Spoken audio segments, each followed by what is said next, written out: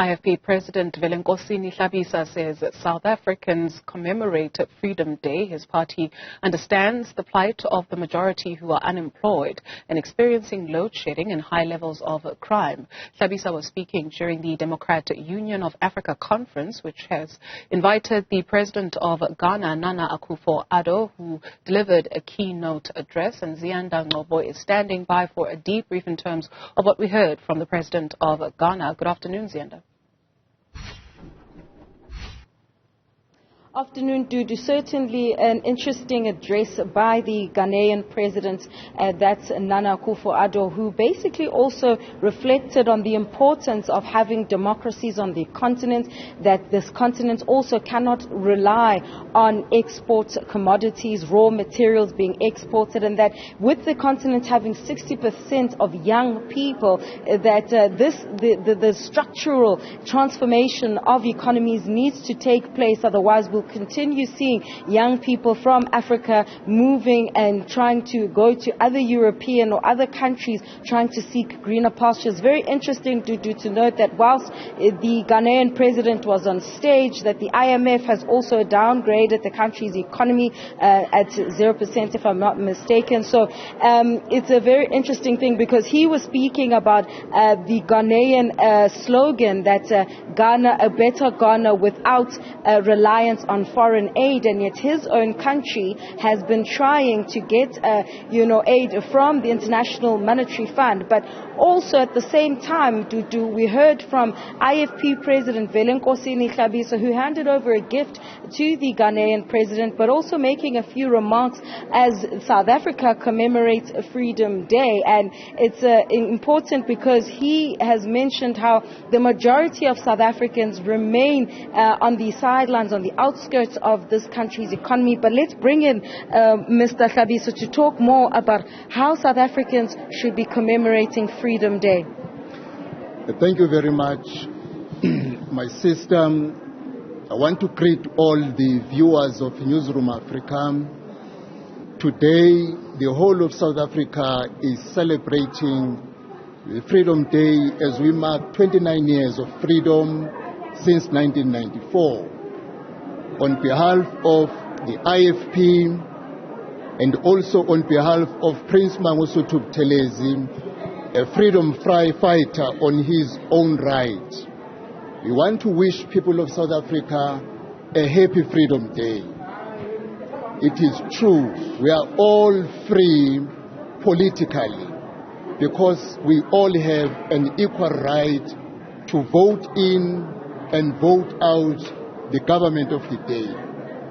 But the truth, as it is all known, the majority of our people are becoming poor and poorer every day, while the only minority is becoming richer and richer every day.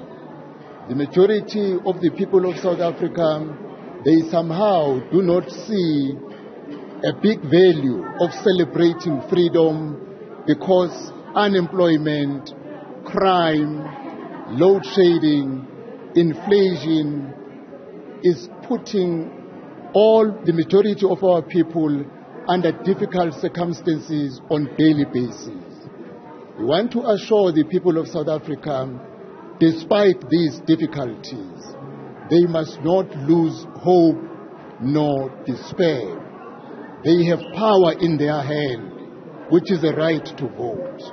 Next year, we will be having elections where the people of South Africa must make a decision to remove a government that has put them under this crime, load shedding, and unemployment, with a government that will come up with solutions to crime, load shedding, unemployment, and create stability, as well as institute consequence management to all people who were implicated by the Zondo Commission, as we saw them, the report of the State Capture Commission, which demonstrated clearly how corruption robbed South Africans the money that would have built them decent houses, upgraded their roads into decent roads, not with potholes,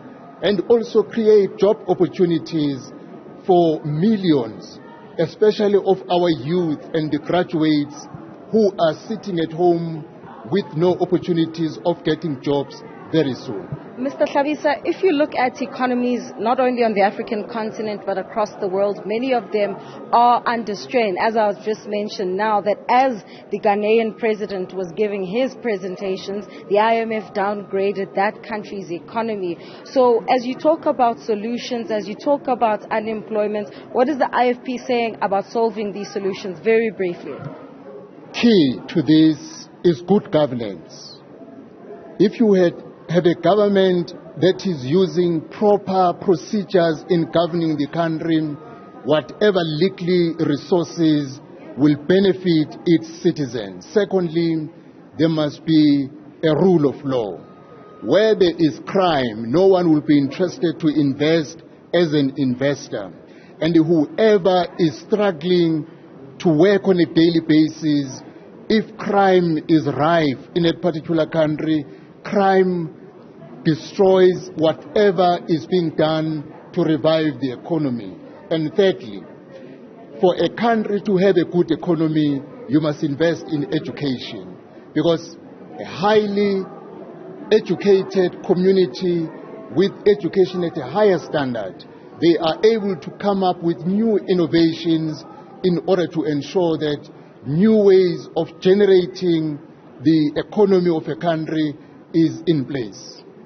All right, that's the IFP President Velenkosini Hlabisa speaking about how the party believes South Africans should be commemorating Freedom Day today. He's on the sidelines of the Democratic Union of Africa, which is hosting a conference. We've just heard the keynote address from Ghanaian President Nana Akufo-Dado, and reflecting as well as on economies across the continent, but also what we at home can draw from countries like Ghana.